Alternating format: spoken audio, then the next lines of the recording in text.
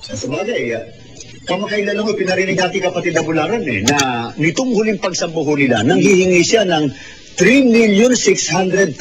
Ito po, hindi pa nakapwesto sa gobyerno, nanghihingi ng 3,600,000. Siguro iparinig po natin yun. O sige, ito.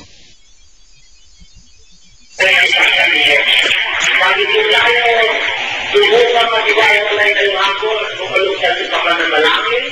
Pagkamasamahin natin yan doon sa Diyos sa ating pagkatilo sa kasalanan na ito. Kahit po, mga kapatid, magbabayad ng 3,600,000 sa ang Philippines, Hermitele. Tulungan sila naman ako sa kalaki ng pinayaka binabayaran natin. 3.6 million yung bayad natin itong nakaraang buwan.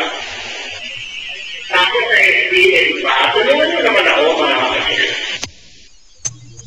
Paano ngayon yung ipinahayag niya na narinig po nyo kanina na pag siya raw ang naluklok sa gobyerno, hindi daw niya kukunin ang kanyang sweldo?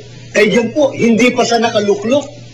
Wala pa siyang puder sa pamahalaan ay nanghihingi na ng kung ano-ano sa kanyang miyembro.